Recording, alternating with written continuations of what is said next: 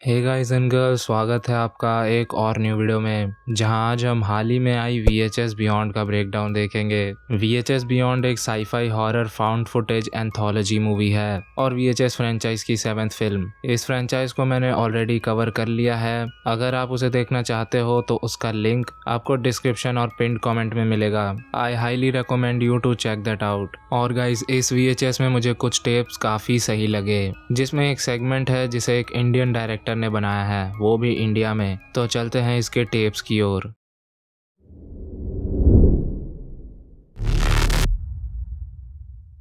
पहले और frame narrative tape का नाम है एबडक्शन एडक्शन। ये एक डॉक्यूमेंट्री टाइप टेप है जो हमें बाकी टेप्स के बीच देखने को मिलती रहेगी। इसमें 2 टेप्स हैं जिन्हें एक रेडिट यूजर ने सेकेंड हैंड खरीदे थे और उसके हिसाब से इन टेप्स में एलियंस रिकॉर्ड हुए हैं। उन टेप्स को इस सेगमेंट के डायरेक्टर जे चील के पास भेजा जाता है और फिर एक्सपर्ट्स इसकी ऑथेंटिसिटी को वेरीफाई करते हैं और पता लगाते हैं कि इस टेप में जो रिकॉर्ड हुआ था वो सब सच है या सिर्फ CGI VFX। इन टेप्स में एक घर था जिसका नाम था फेरिंगटन हाउस, जहां वो एलियन एनकाउंटर हुए थे। तभी फिल्म की सेकेंड टेप शुरू होती है जिसका नाम है स्टोर्क। इसमें है कुछ ट्रेंड पुलिस ऑफिसर्स जिनके ग्रुप का नाम है वार्डन। ये लोग बैटमैन की तरह रात में क्रिमिनल्स को पकड़ते हैं। इनके टाउन में पिछले 3 महीनों से 17 नवजात बच्चे किडनैप हुए हैं और अब शायद उनके पास एक लोकेशन है जहां उन्हें लगता है कि बच्चों को किडनैप करके ले जाया जा रहा है। अब ये लोग उसी जगह जाने वाले हैं। इस पूरी घटना को सेग्यूरा रिकॉर्ड करेगा क्योंकि उसका आज पहली बार है, इसलिए उसे कैमरा थमाया गया है और साथ ही सबके बॉडी कैम्स भी ऑन थे। इसमें एक ईटी नाम का बंदा भी था जिसकी बेटी भी किडनैप हुई है। वो लोग गन और गोलियां से पैक होकर निकल जाते हैं। वो उस लोकेशन पर पहुंचते हैं जहां उन्हें एक खाली घर दिखता है और उस घर के बाहर एक ज़ॉम्बी जैसा बंदा था, हाथ में चेनसॉ लिए। इन ज़ॉम्बीज को फिल्म में ब्रूडर नाम दिया गया है। वो ब्रूडर घर के अंदर जाता है तो ये भी अंदर चल देते हैं। अंदर जाते ही उन पर ब्रूडर्स ने हमला कर दिया जिनको ये टीम भून डालती है। थोड़ा मामला शांत हुआ ही था कि सेगूरा जो निहत्था था उस पर चेनसो वाला ब्रूडर चढ़ गया। उससे बचते हुए वो एटिक में आकर छुपा जहां वो ब्रूडर उसे नहीं देख पाया। उसके जाने के बाद सेगूरा ने देखा कि एटिक में किसी की मूर्ति टाइप बनाकर उसे पूजा जा रहा है। वो नीचे जाकर देखता है कि ऑफिसर्स ने बाकी ब्रूडर्स को भी मार दिया था। तभी वो एक चीज नोटिस करते हैं कि सारे ब्रूडर्स के सर पर एक बैंडेज लगी हुई थी। इसके बाद उन्हें ऊपर से आवाज आई और ऊपर जाते हुए उन्हें एक बच्चे के रोने की आवाज आती है। इसे सुनकर ईटी भागता हुआ ऊपर चला गया, ये सोचकर कि ये उसी की बेटी है। लेकिन बाकी सब जानते थे कि ऐसे हड़बड़ी करेंगे तो मारे जाएंगे। वो आराम से फर्स्ट फ्लोर को एक्सप्लोर करते हैं जहां वो देखते हैं कि छत को फाड़कर एक मीटियोर टाइप कुछ चीज घर के अंदर आकर गिरी पड़ी थी और वो जो भी चीज थी वो एक अंडे की तरह फूट गई थी और उसके पास एक बुक पड़ी थी जिसमें सेगमेंट का नाम लिखा था स्टोक। तभी वहां भागते हुए एक सांड जैसा ब्रूडर आया जिसे वो घुटने पर ले आए। उसके सर पे भी बैंडेज था जिसे हटाने पर दिखा कि साले का भेजा ही नहीं है और ऐसा ही बाकी ब्रूडर्स के साथ भी किया गया था। फिर वो वहां के एक दीवार के अंदर चेक करते हैं जहां से उन्हें ईटी की आवाज आ रही थी और वहां उन्हें एक फेस भी दिखा जो एक बढ़िया जंप स्केयर था। वो सेकंड फ्लोर पर जाने वाले थे लेकिन ऊपर जाने का रास्ता ही ब्लॉक था। फिर उन्हें चेनसॉ की याद आई। उनमें से ब्रूम और ऑबर्ट नाम का ऑफिसर चेनसॉ लेने गए और तभी वहां के सारे ब्रूडर्स जिंदा हो गए। लेकिन ऑबर्ट ने चेनसॉ से कुछ ब्रूडर्स को चीर डाला। फिर वो चेनसॉ से रास्ते को अनब्लॉक करते हैं और आ जाते हैं सेकंड फ्लोर पर। वहां उन्हें बच्चों के कुछ टेडी बियर्स मिलते हैं और वही बंदा दिखता है जिसकी शक्ल हमने दीवार के छेद में देखी थी। उसके हाथ में एक बच्चा भी था। वो चुपचाप एक रूम में चला जाता है। उन्हें वहां और ऊपर जाने का रास्ता मिलता है जहां जाते ही उन्हें बहुत से बच्चे अपने अपने क्रिब में मिलते हैं। लेकिन उन बच्चों को म्यूटेट किया गया था जिससे उनकी चोंच निकल आई थी। तभी वहां उन्हें एक स्टोक जैसा बड़ा सा एलियन दिखता है जो ईटी को खाकर उसे एक न्यू बॉर्न बेबी को खिला रहा था। वो लोग उसे गोलियों से छल्ली कर देते हैं और तभी ईटी जो एक ब्रूडर बन चुका था वो सग्यूरा पे अटैक करता है, लेकिन वार्डन के लोग ईटी और एलियन स्टोक को मार डालते हैं। इसके बाद वो सग्यूरा का अपनी टीम वार्डन में वेलकम करते हैं और हमें पता चलता है कि इस टीम ने कई सारे मॉन्स्टर्स को पहले भी हंट कर रखा है। फिर वो लोग मरे हुए एलियन के साथ एक कूल फोटो लेते हैं, जिसके साथ ये सेगमेंट यहीं पर खत्म होती है। इसके बाद फर्स्ट स्टेप में हम देखते हैं कि एक चाइनीज इमिग्रेंट फैमिली ने उस फेरिंगटन हाउस को 50s के समय में खरीदा था। 80s के समय में उस फैमिली में जो मॉम डैड थे उनकी डेथ हो गई थी और वो इस घर को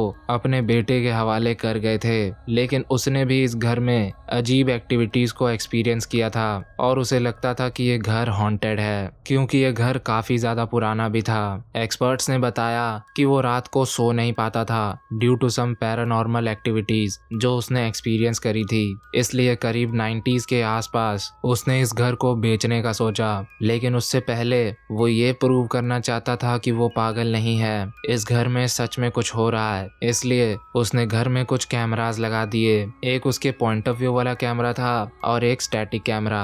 यहीं पर थर्ड टेप शुरू होती है जिसका नाम है ड्रीम गर्ल। इसके डायरेक्टर हैं विराट पाल और यही टेप इंडिया में बनाई गई है। इसमें हैं दो पापराजीज, अर्नब और उसका ट्रेनी सोनू। उन्हें उनका बॉस फोन करके कहता है कि फिल्म सिटी में तारा नाम की सुपरस्टार की शूटिंग चल रही है, जाओ उसके कुछ फोटोज और वीडियोस लेकर आओ जल्दी। वो वहाँ बिना ज्यादा टाइम वेस्ट किए पहुंच जाते हैं। वहाँ हमें पता चलता है कि अर्नब का भी एक सुपरस्टार बनने का सपना है और वो तारा से बेमतलब का हेट करता है। कहता है कि 1 साल पहले इसे कोई जानता भी नहीं था और आज ये सबकी ड्रीम गर्ल बन चुकी है। उसकी अपकमिंग मूवी का नाम है डॉन ऑफ द डायन। सोनू ने तो रूमर्स भी सुने हैं कि तारा काला जादू वगैरह करवा कर फेमस हुई है। वहाँ उन्हें गिप्पी मिलता है जो उनके बॉस का ही बंदा है। वो उन्हें सेट पर लेकर जाता है जहाँ म्यूजिक वीडियो की शूटिंग चल रही थी। इस सीन के लिए ये पूरा एक नया गाना बनाया गया है, टिपिकल बॉलीवुड मूवी की तरह, विच वॉज गुड। VHS है तो कुछ न्यू देखने को मिलेगा ही। खैर, डायरेक्टर तारा को बिल्कुल भी रेस्ट नहीं दे रहा था, जिससे तारा सही से परफॉर्म नहीं कर पा रही थी। डायरेक्टर को ऐसा करता देख तारा का मैनेजर उस पर भड़क जाता है। तभी ये तीनों भी वहां से निकले और अर्नब तारा के वैनिटी में चला गया और सोनू वैनिटी के पीछे।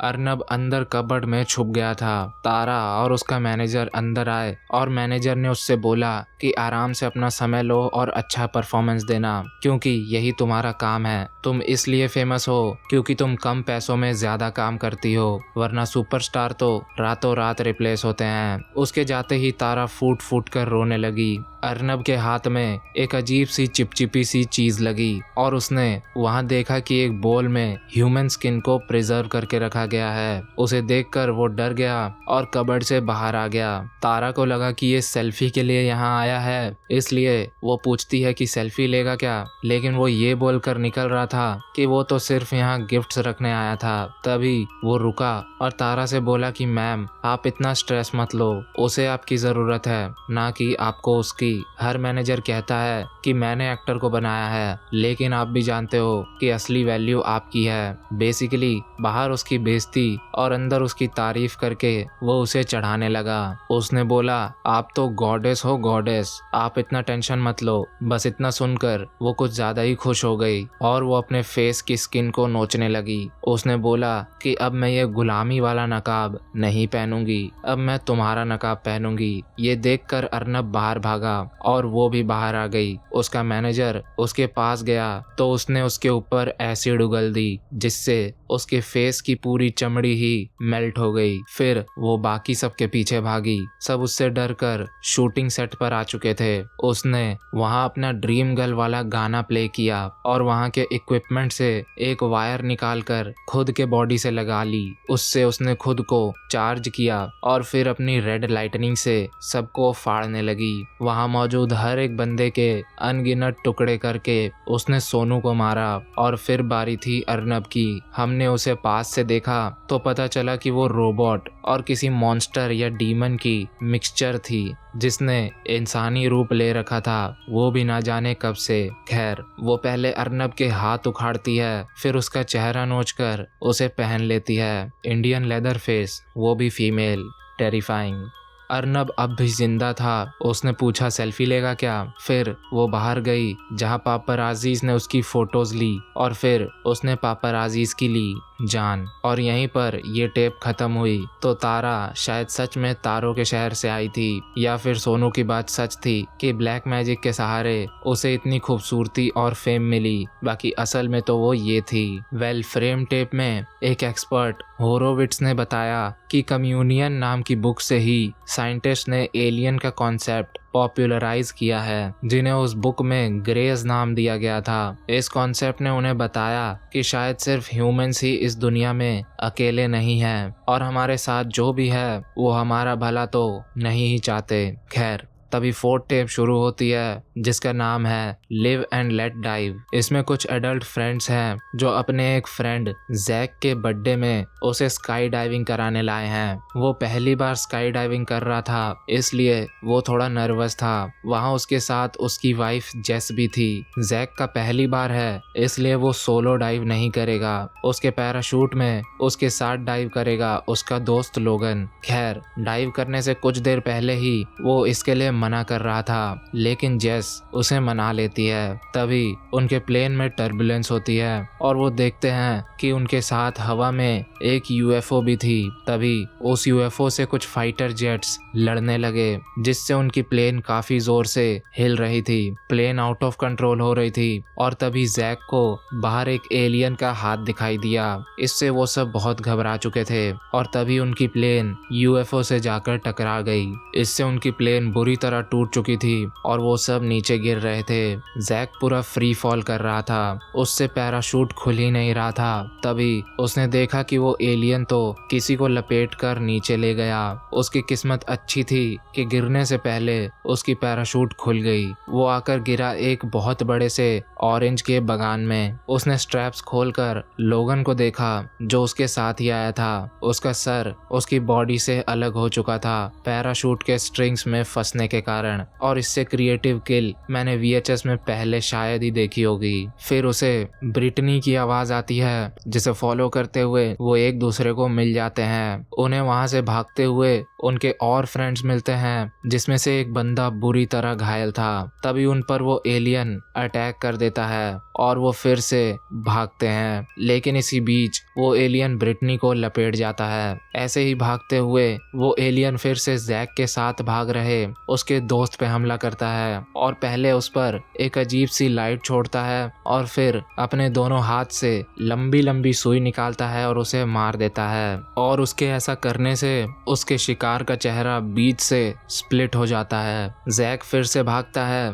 और उसे रास्ते पर मिलती है उसकी वाइफ जेस, लेकिन अफसोस उसको एलियन ने पहले ही मार दिया था। जैक बहुत रोता है और तभी उसे एक गाड़ी की आवाज आती है। आवाज को फॉलो करके वो गाड़ी तक आता है और उसके ड्राइवर से हेल्प मांगता है। ड्राइवर उसे बाहर निकलने को कहता है, लेकिन तभी एलियन उसे लपेट जाता है। इसी बीच उसने जैक के हाथ में शूट कर दिया था। खैर, फिर एक एलियन जैक पर लाइट्स डालता है और वहां से गायब हो जाता है। फिर जैक वहां से निकलने का सोचता है, लेकिन गाड़ी के साथ एलियंस उसे ऊपर खींच लेते हैं। वो एक यूएफओ में आ चुका था जहां उस पे फिर से वही लाइट डाला जाता है और बर्थडे बॉय जैक की छटपटाहट के साथ ये टेप खत्म हो जाती है। फ्रेम टेप में होरोविट्स ने यूएफओ की साइटिंग के बारे में कुछ नहीं कहा। उसने बोला कि मेरी इसमें बहुत ज्यादा एक्सपर्टीज नहीं है, इसलिए मैं इसे इन सब चीजों के एक्सपर्ट्स पर छोड़ता हूँ और इन्हें ब्रेक डाउन करेंगे दो यूट्यूबर्स निको और सैम, जिनका एक यूट्यूब चैनल चैनल है कॉरिडोर क्रू के नाम से, जिसमें ये लोग फिल्म और वीडियोस के VFX ब्रेकडाउन करते हैं। उन्होंने कुछ UFO वाली क्लिप्स देखकर कहा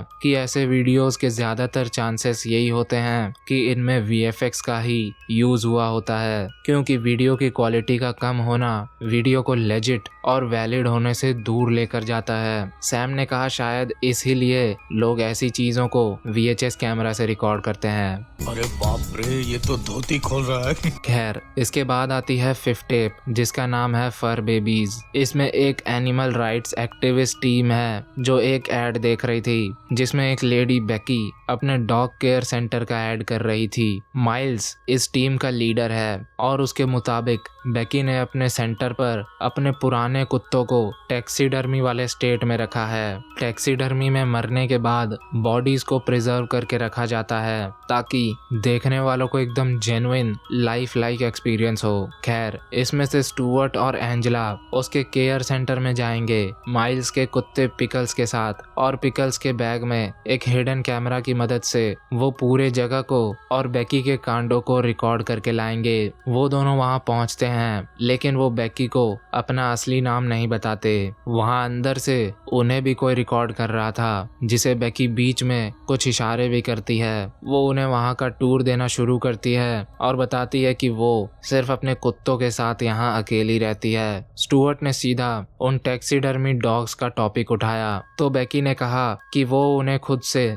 दूर नहीं करना चाहती थी, इसलिए उसने उन्हें दफनाया नहीं। वो भी अपनी मम्मी से दूर ना हो जाए, इसलिए मैंने उन्हें यहीं रखा है अपने पास। ये उनके लिए मेरी तरफ से एक ट्रिब्यूट है। इसे लेकर स्टुअर्ट उससे बहस करने लगा, तो एंजेला उसे चुप कराती है, लेकिन बेकी ने कहा कोई बात नहीं, सबके अपने अपने ओपिनियंस होते हैं। और यहाँ उसे समझ आ गया था कि ये लोग यहाँ इसकी लेने आए हैं। इसके बाद वो उन्हें और अंदर ले जाने लगी, जिस बीच स्टुअर्ट को बेकी का भाई बो दिखा, जो उसके एक खास कुत्ते के मरने के बाद से शॉक में है और वो कुछ नहीं बोलता। इसलिए बेकी को ऐसा लगता है जैसे वो ऑलमोस्ट अकेली ही रह रही है। नीचे बेसमेंट में वो उन्हें टूर देते हुए कहती है कि कुछ लोग मेरे पास पहले भी आए थे जो मेरे पर्सनल स्पेस में घुसते हैं और घटिया सवाल करते हैं, जैसे स्टुअर्ट ने किया, और उन्हें वो कैद करके सर्जिकली एक ह्यूमन डॉग हाइब्रिड में कन्वर्ट कर देती है। उसके पास ऑलरेडी एक बंदा कैद था। तभी बो वहां आता है जो उन्हें दबोच लेता है। कुछ समय बाद हम देख पाते हैं कि उसने एंजेला की सर्जरी करके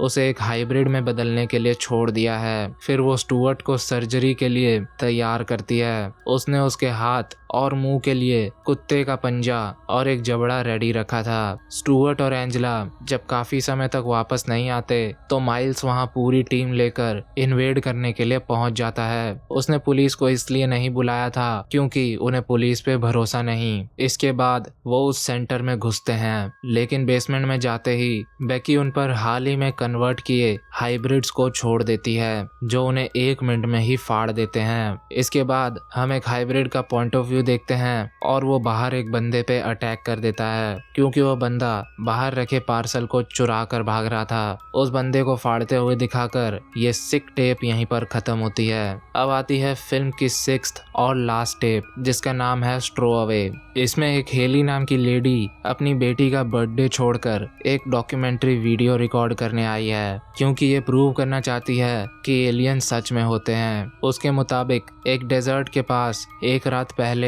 आसमान में कुछ लाइट्स एक साथ दिखाई दी थी, इसलिए वो यहाँ आ चुकी है। लोकल्स में से किसी ने बताया कि 2 लाइट्स थे, किसी ने बताया कि 6 लाइट्स दिखे थे, और ये भी कि उसमें से निकले लोग जानवरों को इकट्ठा कर रहे थे। खैर, उसी रात वो अपनी रिकॉर्डिंग जारी रखती है और इसी दौरान उसे भी आसमान से लाइट्स दिखाई देते हैं। उनमें से एक लाइट नीचे जमीन पर आती हुई उसे दिखती है। वो अपनी कार लेकर फटाफट वहां पहुंचती है। वहां उसे वो स्पेसशिप भी दिख जाती है, जो अजीब तरह के रिफ्लेक्टिव मटेरियल से बनी थी। उसमें उसके कैमरा की लाइट रिफ्लेक्ट कर रही थी। वो उसके सामने खड़ी थी, तो स्पेसशिप ओपन होता है और वो अंदर चली जाती है। अंदर जाकर वो स्पेसशिप का मुआयना लेती है और देखती है कि उसके वॉल्स बड़े चिपचिपे से थे। वहां बहुत सारे स्ट्रिंग्स लगे हुए थे, जिन्हें वो हल्का सा टच करती है तो बहुत तेज साउंड आती है और उसकी उंगली में एक कट लग जाता है। लेकिन स्पेसशिप के छत से कुछ पार्टिकल्स निकलते हैं जो उसके घाव पर आकर चिपक जाते हैं, जिससे उसकी उंगली हील हो जाती है। उसे ये चमत्कार लग रहा था। वो सोच रही थी कि फ्यूचर में ऐसे ही फर्स्ट एड किट्स होंगे, एकदम सुपर फास्ट हीलिंग वाले।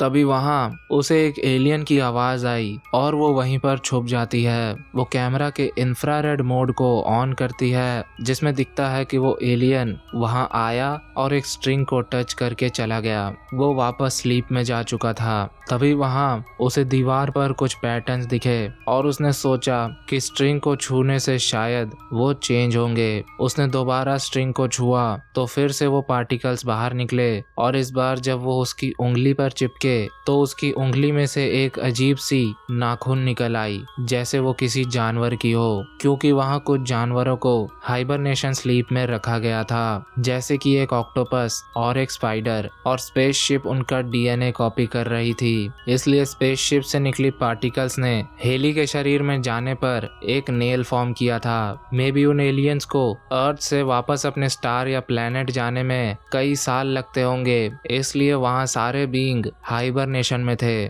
और शायद शिप का पायलट भी। तो फिर वो एलियन यहाँ कैसे घूम रहा था? खैर, तभी उसे किसी तरह की काउंटडाउन सुनाई देती है और वो देखती है कि बाहर निकलने का रास्ता बंद हो चुका है। तभी शिप हाइपर स्पीड से ट्रेवल करने लगती है और वो स्पेसशिप सेकंड्स में स्पेस में आ चुकी थी। हेली को होश में आते ही दिखता है कि कुछ और स्पेसशिप भी बड़ी तेजी से ट्रेवल कर रही हैं और तभी उसकी शिप भी पहले से भी ज्यादा स्पीड में ट्रेवल करके ना जाने कहां पहुंच गई थी। इससे हेली को बहुत ज्यादा चोट लग चुकी थी और वो पार्टिकल्स उसे हील किए जा रहे थे, जिससे वो बहुत सारे जानवरों की अजीब सी मिक्सचर ब्रीड बन चुकी थी। लेकिन उसके चोटों का दर्द उसे अब भी हो रहा था। फिर से शिप के तेजी में ट्रेवल करने से उसे और चोट लगती है और फिर ये साइकिल जारी रहती है। एंड में वो पता नहीं कैसी क्रीचर बन चुकी थी और उसे रियलाइज होता है कि ना जाने कब तक उसे इस साइकिल में फंसे रहना होगा और ये दर्द सहना होगा। और ये टेप यहीं पर खत्म होती है। वापस आते हैं फ्रेम टेप पर।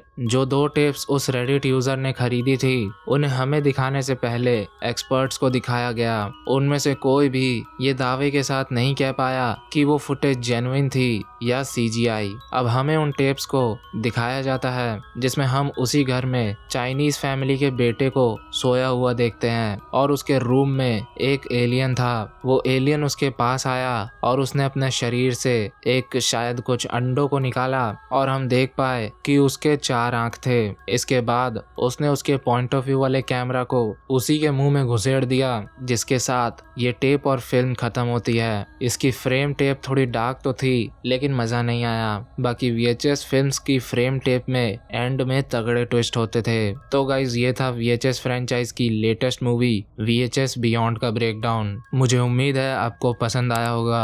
आया है तो सब्सक्राइब कर लेना ऐसी ही और हॉरर फिल्म्स का ब्रेकडाउन देखते रहने के लिए। इस फिल्म को कोई अब तक की सबसे अच्छी और कोई अब तक की सबसे बेकार VHS फिल्म कह रहा है, लेकिन मैंने पर्सनली इसे काफी इंजॉय किया एक्सेप्ट फ्रेम नैरेटिव टेप और लास्ट टेप। सबसे पहले वाली टेप स्टोर्क मुझे सबसे अच्छी लगी। बस उसमें उस एलियन बर्ड को भी थोड़ा एक्शन में दिखा देते तो मजा आ जाता। और लास्ट वाली टेप मुझे सबसे फीकी लगी। लेकिन VHS की यही खास बात है, इनमें आपको एक ना एक टेप जरूर से पसंद आएगी जिससे आप यहाँ से निराश होकर नहीं जाओगे। और VHS फिल्म्स का यही गोल रहता है कि व्यूवर्स बुरी तरह से डिस्गस्ट हो और इनमें टेप्स में घट रहे इंसिडेंट्स के पीछे का लॉजिक भी ठीक ठाक दिया जाता है, जिससे वो टेप्स बहुत हद तक जेन्युइन लगते हैं। और वो ड्रीम गर्ल वाला सेगमेंट मुझे काफी अच्छा लगा। अब अगर VHS की 8वीं फिल्म बनेगी तो मैं उसमें फिर से एक इंडिया का टेप जरूर देखना चाहूंगा। खैर गाइस, इस वीडियो में इतना ही था। मैं आपका हॉरर होस्ट एंड घोस्ट अब आपसे एक कल्ट क्लासिक आइकॉनिक मूवी के वीडियो में मिलूंगा।